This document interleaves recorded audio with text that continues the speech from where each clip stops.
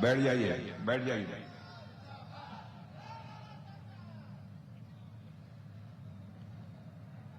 एक बार बोलिए, भारत माता की।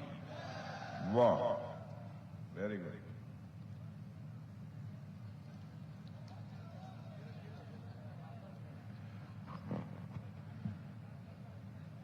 इस हयाघाट विधानसभा क्षेत्र के प्रत्याशी डॉक्टर रामचंद्र प्रसाद जी और हमारे राजस्थान के बहुत ही लोकप्रिय नेता,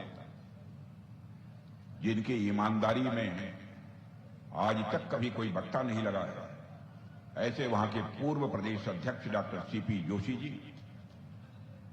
अतुल भंसाली जी, विधायक जोधपुर शहर राजस्थान, अमरनाथ गामी जी, रमेश जी चौधरी, बैजनाथ जी बैजू, कुमार गौरव, श्री राजकुमार जी झा, जनता दल यू के अध्यक्ष श्री मनोज सवाजी, हम पार्टी के जिलाध्यक्ष लक्ष्मी पासवान जी, जिलाध्यक्ष आलमो, श्री अश्विनी यादव, श्री वीरेंद्र पासवान, श्री संजीव झा, श्री विकास यादव, श्री केदारनाथ भंडारी और आशाराम चौधरी लोजपा, और इस सभा में मौजूद मेरे सभी सम्मानित बहनों एवं भाइयों,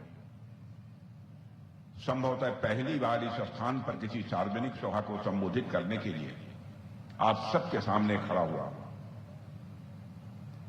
पहली बार शायद यहां पर मैं आया हूं, लेकिन आप लोगों ने बहुत ही गर्मजोशी के साथ मेरा स्वागत किया है।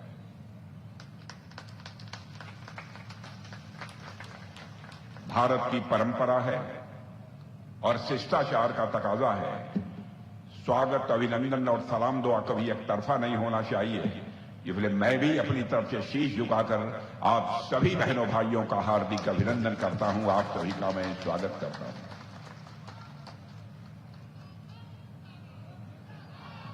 बहनों भाइयों, इसे मैं अपना सौभाग्य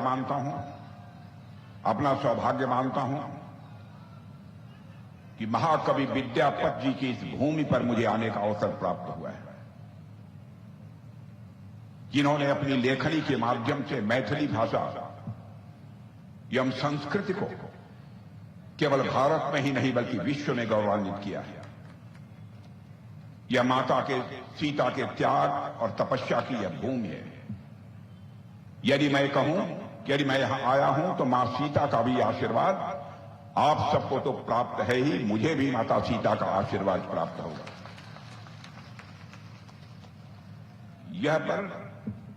यह अहिल्या जी की भूमि है, जहां प्रभु श्री राम के शरण पड़े थे।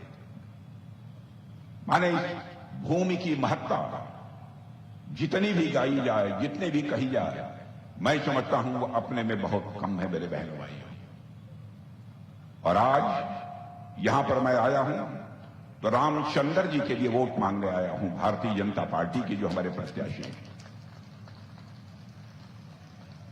मैं आपको धन्यवाद देना चाहता हूं कि रामचंद्र जी को पिछली बार भी आप लोगों ने भारतीय जनता पार्टी के प्रत्याशी के रूप में चुनकर बिहार की विधानसभा में उन्हें भेजा था।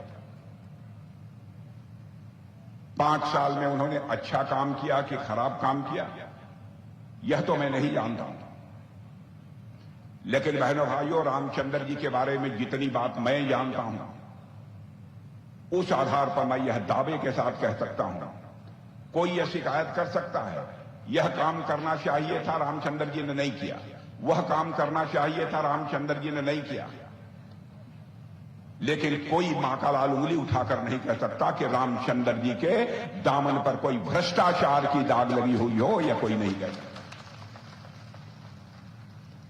भारत की राजनीति में ईमानदारी, भारत की राजनीति में शुचिता का निर्वाह करना मेरे बहनों भाइयों, यह कोई आसान काम नहीं है। आपने देखा यहां पर राजद के लोगों ने किस तरीके से बिहार को केवल हिंदुस्तान में ही नहीं बल्कि सारी दुनिया में बदनाम किया है। क्या क्या आरोप लगते हैं।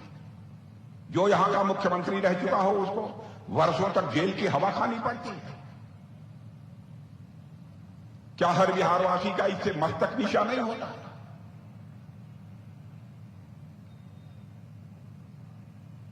बहनों भाइयों, वही बिहार के वरिष्ठ नेता हैं, लेकिन मुख्यमंत्री रहते हुए राजद के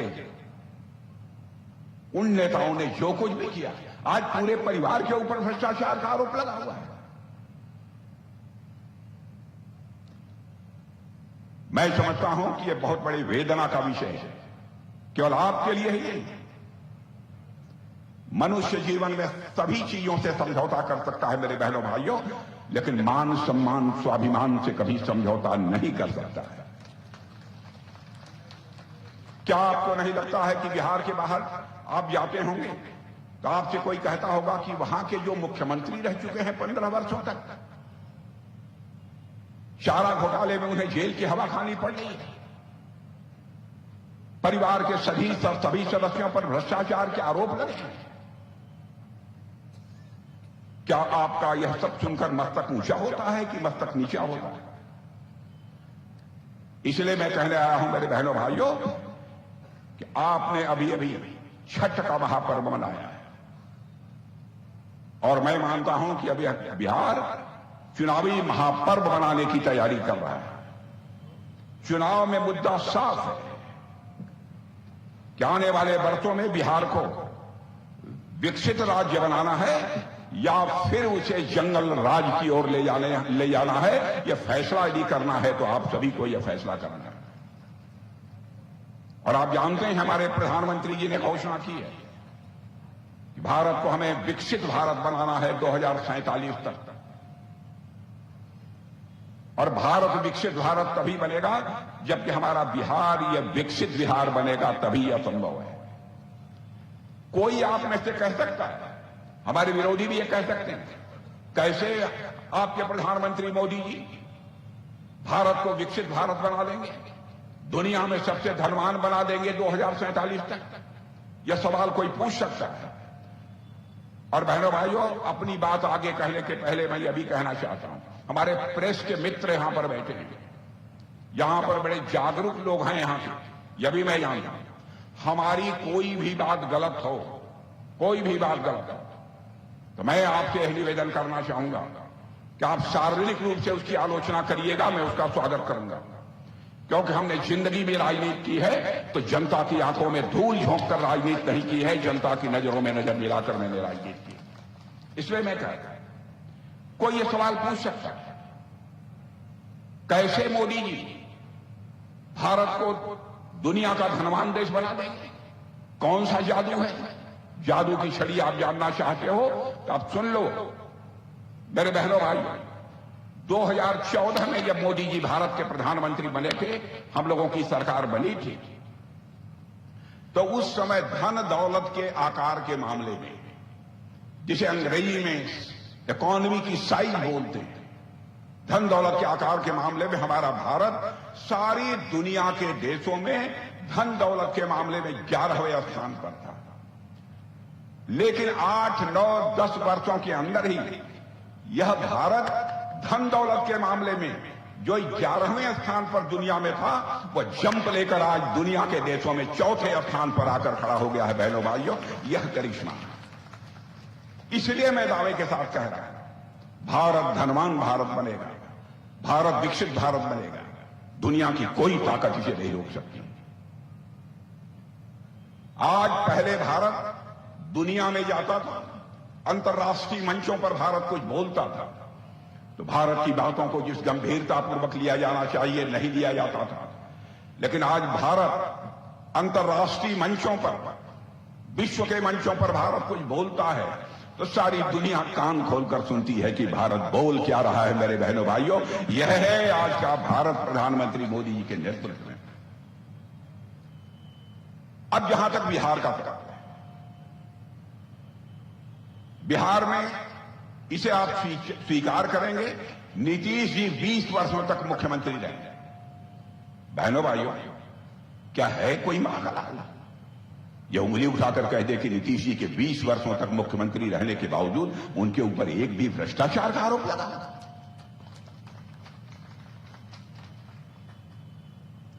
काजल की कोठरी में रहकर कोई बेदाग निकल गए, क्या यह छोटी बात है? और हमारे प्रधानमंत्री का जहां तक सवाल है, बिहार के विकास के लिए उन्होंने सचमुच दिल्ली का खजाना खोल दिया है। मैं बहुत विस्तार में जाकर उन सब सारी चीजों की चर्चा नहीं करना चाहता। एक उदाहरण आपको मैं देना चाहता हूं। यहां पर कांग्रेस और आरजेडी इन लोगों की सरकार थी और जिसे हम यूपीए की सरकार कहते थे। तो 10 सालों में केंद्र में जो यूपीए की सरकार थी, कांग्रेस नेतृत्व की सरकार थी, उसमें आरजेडी भी शामिल थी। उन्होंने बिहार के विकास के लिए केवल 2 लाख करोड़ रुपए दिए।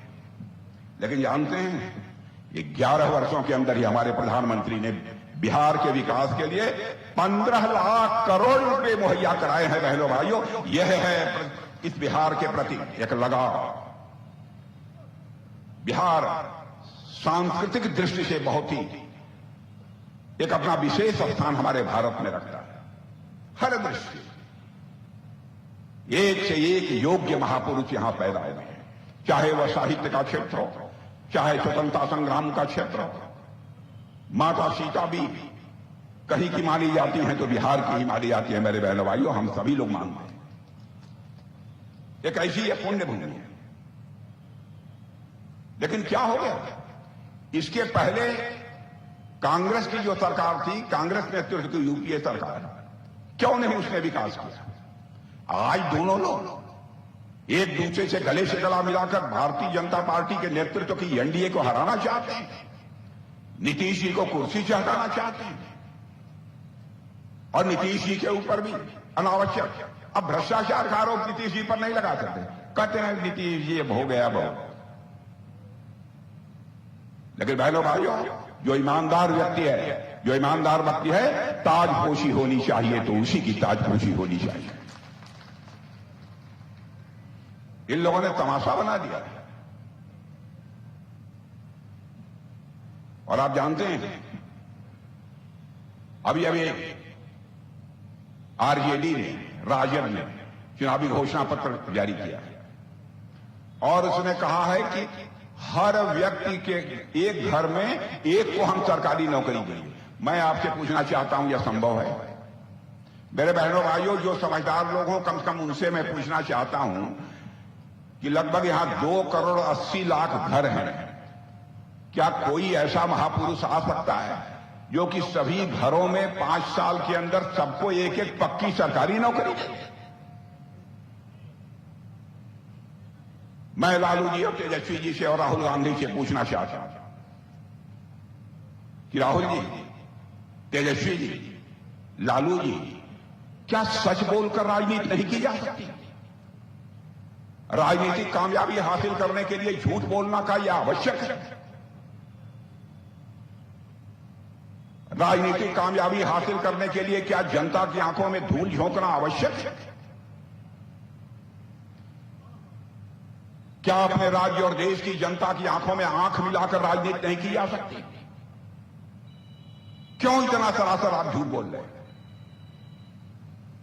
और कहते हो आपकी नीतीश कुमार जी ने कुछ किया ही नहीं, यहां एनडीए की सरकार ने कुछ नहीं किया? बहनों भाइयों, मेरी बात गलत हो फिर मैं कहना चाहता हूं, लिख सकता है कोई अपने अखबारों में, बोल सकता है टेलीविजन के चैनल पर, बिहार में जीडीपी, ग्रॉस डोमेस्टिक प्रोडक्शन जिसे बोलते हैं, जीडीपी, सकल घरेलू उत्पादन जिसे बोलते हैं, उसकी दर जानते हैं? 14% है, जो हिंदुस्तान में दूसरे स्थान पर यदि कोई राज्य है तो आपका राज्य बिहार है। मेरे बहनों, उसके पहले का बिहार देख लीजिए और आज की बिहार देख लीजिए। 7000 किलोमीटर हाईवे का जाल बिछा दिया गया है और शायद बिहार हिंदुस्तान का अकेला राज्य है जहां पर 35% आरक्षण माताओं बहनों को मिला है, महिलाओं को मिला है। मेरे बहनों, 125 यूनिट की बिजली फ्री और मुख्यमंत्री महिला रोजगार योजना के तहत 1 करोड़ 21 लाख महिलाओं के खाते में 10,000 रुपया गया। कितना गया? 10,000 रुपया। यहां हमारी माताएं बहनें हैं, आप लोगों के खाते में हर परिवार में 10-10 हजार रुपया गया है कि नहीं गया है? तो हाथ उठा के ताली बजाओ आप लोग भी। और यह सुन लीजिए, हमारा चुनावी घोषणा पत्र कल जारी होने वाला है। मेरे बहनों भाइयों, हम चुनावी घोषणा पत्र में जो कुछ भी कहेंगे अक्षरशः उसका पालन करेंगे। और आप ये कहेंगे कि आप ये कैसे दावा कर सकते हैं? तो मैं आपसे कहना चाहता हूं, 2014 में हम लोग चुनाव लड़े, मैं ही उस समय पार्टी का राष्ट्रीय अध्यक्ष था।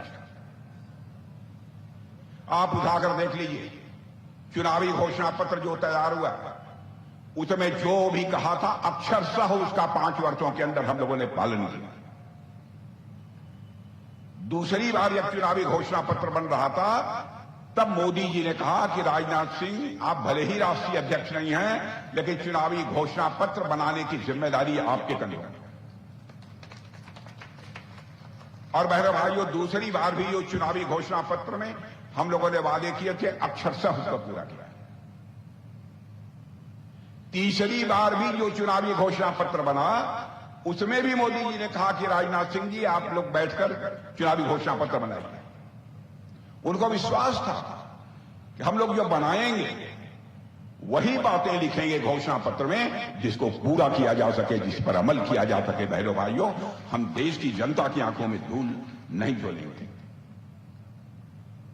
अब नीतीश जी ने पूरी ईमानदारी के साथ लाखों नौजवानों को नौकरी दी। कोई बतला सकता है कि नीतीश जी ने एक पैसा भी किसी से लिया? मैं आपसे पूछना चाहता हूं, है कोई बैठा हुआ जो कह दे कि नीतीश जी ने पैसा लिया? क्या ईमानदार नेता का सम्मान नहीं होना चाहिए? क्या उसको इज्जत नहीं बख्शी जानी चाहिए?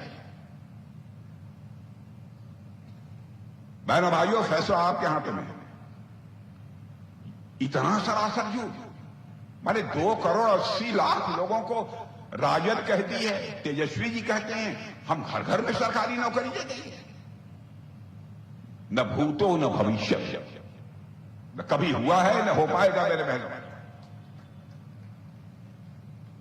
हमारी सरकार बनेगी तो हम कोशिश करेंगे, हम बिहार के नौजवानों को, सबको सरकारी नौकरी नहीं दी जा सकती है, लेकिन सभी के हाथों को कुछ न कुछ काम मिलना चाहिए, रोजगार मिलना चाहिए। यह हम अपनी कोशिश करेंगे।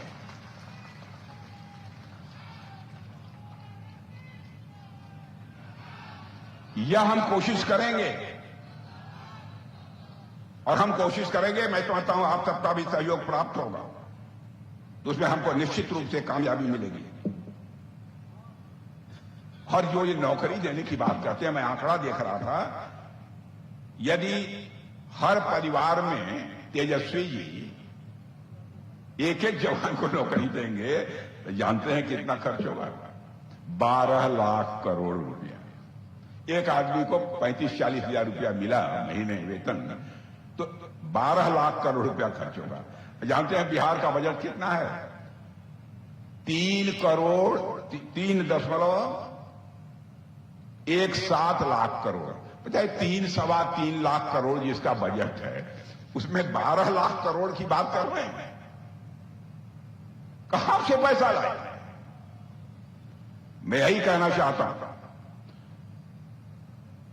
तेजस्वी जी से भी, आप नौजवान हो, राहुल गांधी से भी कहना चाहता हूं, आप नौजवान हो, सारी जिंदगी आपको राजनीति करने के लिए पड़ी है, लेकिन झूठ बोलकर राजनीति मत करो। जनता की आंखों में धूल झोंक कर राजनीति मत करो, आंखों में आंख डालकर राजनीति करो। मैं आपसे निवेदन करना चाहता हूं, समाज के पिछड़े वर्ग को, दलित वर्ग के उत्थान के लिए हमारी सरकार ने बहुत सारे काम किए।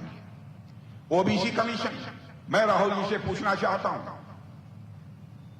पिछड़ा वर्ग आयोग पता नहीं कब बन गया आजादी हासिल होने के बाद, क्यों नहीं आपने उसको संवैधानिक दर्जा दिया? पहली बार ओबीसी कमीशन को, पिछड़े वर्ग आयोग को संवैधानिक दर्जा यदि किसी ने दिया है बहनों भाइयों, और किसी ने नहीं दिया, हमारे प्रधानमंत्री मोदी जी ने दिया है। यह बताइए, कर्पूरी ठाकुर जी इसी बिहार की धरती पर पैदा हुए, बिहारी मां की कोख से पैदा हुए, मुख्यमंत्री रहे, गरीब मां की कोख से पैदा हुए थे, लेकिन कोई मां का लाल नहीं कह सकता था कर्पूरी ठाकुर जी ने एक पैसा भी किसी का छुआ हुआ। ऐसे जननायक को भारत रत्न के सम्मान से जो नवाजा जाना चाहिए था, नहीं नवाजा। इतने लंबे वर्षों के बाद जब मोदी जी भारत के प्रधानमंत्री बने, तब कर्पूरी ठाकुर जी को जाकर भारत रत्न के इस उपाधि से नवाजा गया। बहनों भाइयों, हम लोगों ने नवाजा। हम लोगों के शासनकाल में चाहे अनुसूचित वर्ग, चाहे पिछड़ा वर्ग, चाहे आदिवासी हो, इनका आरक्षण 10 साल के लिए हम लोगों ने बढ़ाया है। यहां तक सड़कों का सवाल है, बहुत सारी सड़कें बनी हैं। मैं सारे आंकड़े आप सबके सामने नहीं रखना चाहता हूं, बड़ा लंबा हो जाएगा। 10-11 साल में मुझे बताया गया है कि 55,000 किलोमीटर सड़कें बनी। 1.5 करोड़ से ज्यादा घरों में बिजली पहुंची है। 1.5 करोड़ घरों में पानी का कलेक्शन पहुंचा है। क्या क्या काम हुए हैं। और मेरे बहनों भाइयों, लगभग बिहार में पीएम आवास योजना के अंतर्गत 57 लाख से ज्यादा पक्के घर बने और 3 करोड़ और पक्के घर यहां पर बनेंगे, तैयार हो रहे हैं। यह भी मैं आपको आश्वस्त करना चाहता हूं। बहनों भाइयों, हमारे प्रधानमंत्री ने करिश्मा किया है इस देश में, जो आज तक नहीं हुआ। कांग्रेस की सरकार 40-50 वर्षों तक थी, लेकिन गरीबी रेखा के नीचे जो जीवन जी रहे थे, उनको गरीबी रेखा के ऊपर वो नहीं ला पाए। पहली बार ऐसा हुआ है कि हम लोगों की सरकार केंद्र में रहते हुए, मोदी जी के प्रधानमंत्री रहते हुए, 25 करोड़ लोगों को गरीबी रेखा से ऊपर लाने में कामयाबी यदि किसी ने हासिल की है तो हम लोगों ने की है। और यहां पर भी बड़ी संख्या में लोगों को गरीबी के संकट से हम लोगों ने उबारा है। मेरे बहनों भाई, मुख्यमंत्री महिला रोजगार योजना, 75 लाख महिलाएं, माताएं बहनें इससे जुड़ी हैं। और 10-10 हजार रुपया, जैसा मैंने कहा कि अब तो सभी के पास भेजा ही जा रहा है। यानी यह हमारी एनडीए की सरकार ने, मेरे बहनों भाइयों, किसानों के लिए, गरीबों के लिए बैंक के दरवाजे खोल दिए।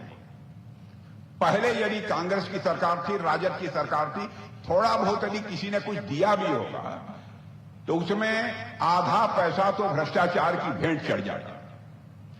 लेकिन देखिए, सोच में जिसके ईमानदारी होगी, प्रधानमंत्री बनते ही मोदी जी ने कहा, भाई भ्रष्टाचार पर हम अंकुश लगाने की कोशिश करेंगे।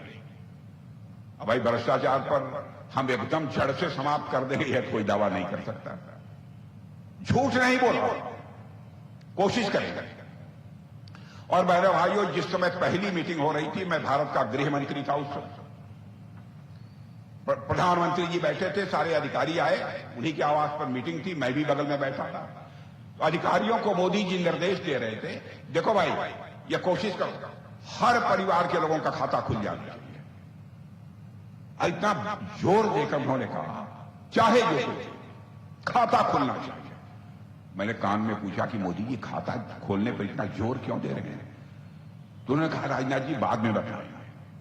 और बहनों भाइयों, उसके बाद मैंने देखा, आज जो पैसा, चाहे किसान सम्मान निधि का हो, अथवा महिलाओं का हो, अथवा बेरोजगार नौजवानों का हो, जो कुछ भी दिल्ली के बैंक से चलता है, 100 पैसा चलता है तो 100 का 100 पैसा आपके खाते में पहुंचता है। एक पैसा भी भ्रष्टाचार की भेंट नहीं चलने वाला। नीयत साफ हो तो बड़े से बड़े लक्ष्य हासिल किए जा सकते हैं, बड़े से बड़े लक्ष्य हासिल किए जा सकते हैं। और बहनों भाइयों, न नीतीश जी न मोदी जी, इनकी नीयत पर कोई सवालिया निशान नहीं कर सकता। आप कह सकते हैं कि नीतीश जी ने, मोदी जी ने यह काम कर दिया, वो काम कर दिया, थोड़ा यह भी कर देते तो ज्यादा अच्छा, यह तो हो सकता है। लेकिन उनकी नीयत, उनकी ईमान पर कोई मां का लाल सवालिया निशान नहीं लगा सकता है। अब बहनों भाइयों, देश का मस्तक सारी दुनिया में ऊंचा किया है हमारे प्रधानमंत्री। देश का मस्तक ऊंचा हुआ है सारी दुनिया में। एक हमारा पड़ोसी देश पाकिस्तान है, जब होता है तब कोई न कोई खुरपेंच लगाता रहता है। आदत खराब हो गई थी पहले। आपने देखा कि 2 बार एयर स्ट्राइक, सर्जिकल स्ट्राइक हुई पाकिस्तान पर, फिर भी नहीं माना। और इस बार पाकिस्तान से आतंकवादी आकर कश्मीर के पहलगाम में निर्दोष हमारे भारत के नागरिक जो अपने परिवार के साथ वहां घूमने गए थे, धर्म पूछ पूछ कर मारा।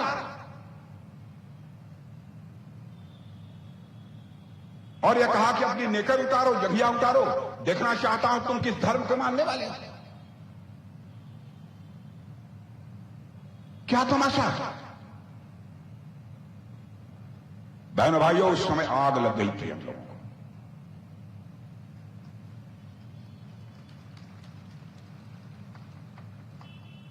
लेकिन फिर भी आपने देखा कितने संयम का हम लोगों ने पालन किया।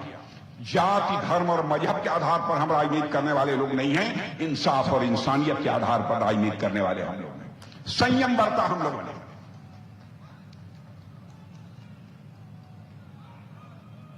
संयम बरता हम लोगों ने।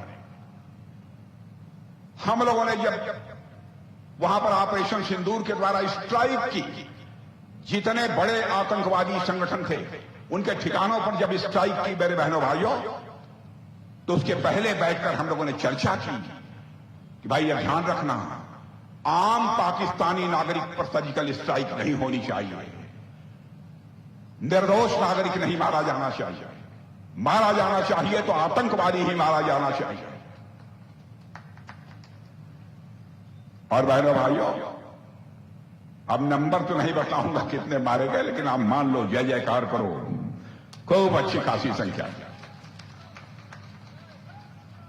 लेकिन भारत का संयम देखो, भारत का संयम देखो, भारत का चरित्र देखो। उन्होंने धर्म पूछ के मारा, लेकिन हम लोगों ने बहनों भाइयों उनके धर्म को देखकर नहीं मारा, उनके कर्म को देखकर मारा।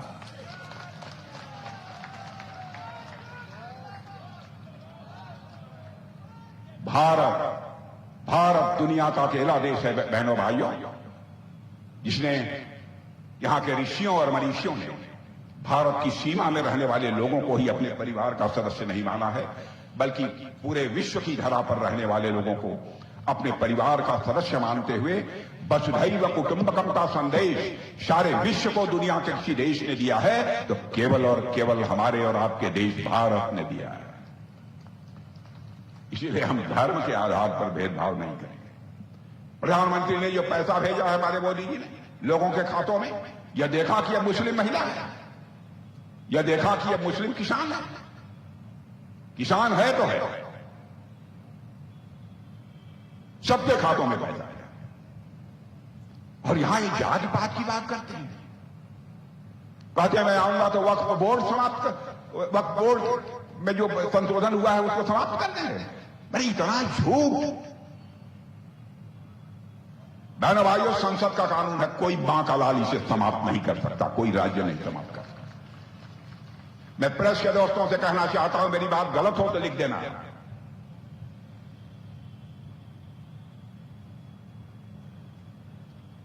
फैसला मेरे बहनों भाइयों आपके हाथ में है। बहुत सारी बातें हैं, कितनी बातों की मैं आपसे चर्चा करूं। फैसला आपको करना है। पहले हमको लोग बता रहे थे, लोग एक गारा चलता था, न खाता न बही, जो लालू जी कहें वही सही। यह था कि नहीं? हाँ, वो नहीं है, नहीं है, नहीं चलेगा मेरे बहनों भाई।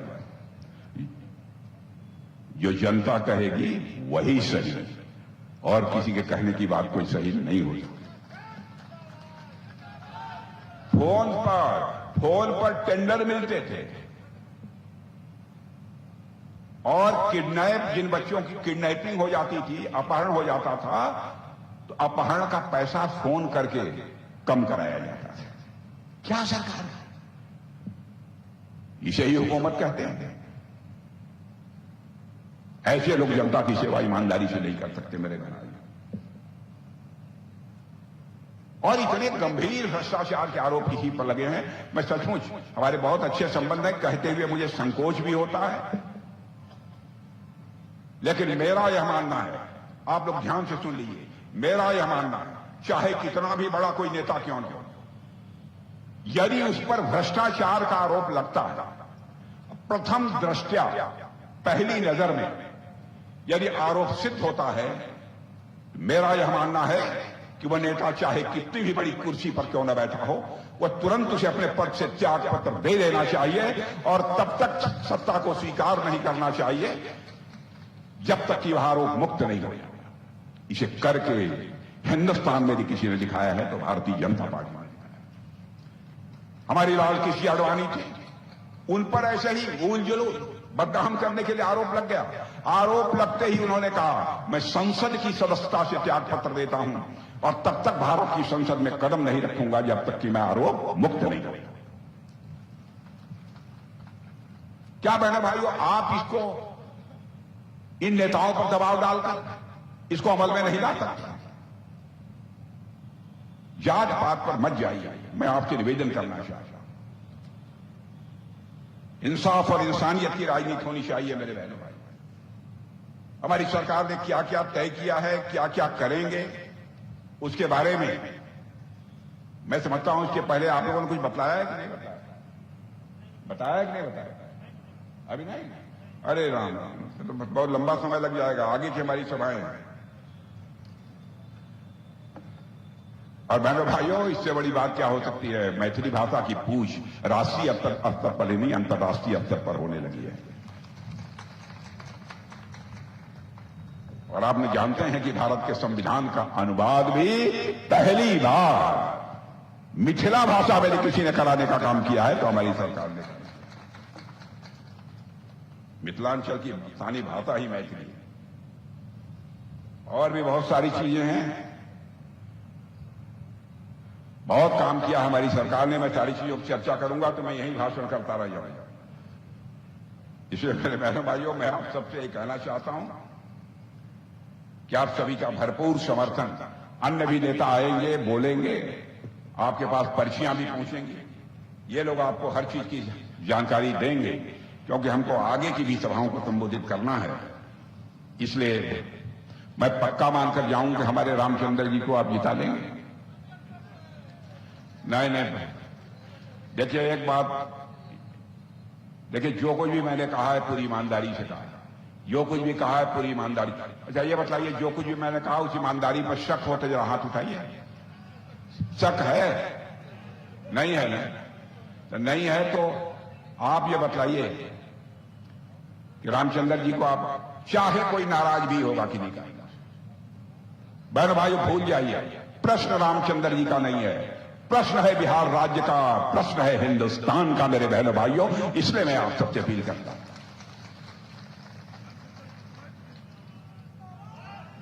यदि आप रामचंद्र जी को जिताने का, देखिए प्राण जाई पर बचन नहीं आई।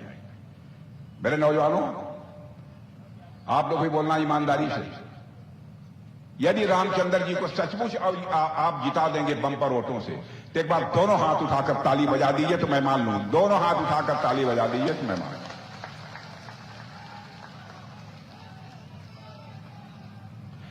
रामचंद्र जी ऐसा है यहां की जनता ने वचन दे दिया है कि आपको जिताएंगे। देखिए मैं आप लोगों से कहना चाहता हूं कि यहां तो जितने लोग आए हैं, लेकिन इस पूरे विधानसभा क्षेत्र में जहां भी आपकी पहुंच हो, जहां आपके रिश्ते नाते हों, जहां आपके सगे संबंधी हो, सबको बताइए, सब चीजों को भूलो।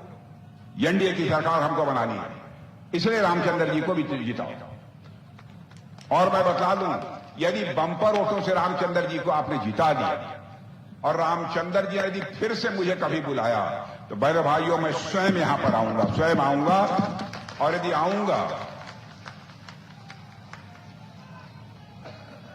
यदि मैं यहां पर आऊंगा तो एक मिनट, यदि मैं यहां आऊंगा तो मखाना की माला पहनने के लिए नहीं आऊंगा, हार पहनने के लिए नहीं आऊंगा, अपना स्वागत कराने के लिए नहीं आऊंगा। रामचंद्र जी के जीतने के बाद आऊंगा मेरे बहन भाइयों, तो शीश झुकाकर आप सभी का अभिनंदन करने के लिए मैं आऊंगा। आप सबको बहुत बहुत धन्यवाद।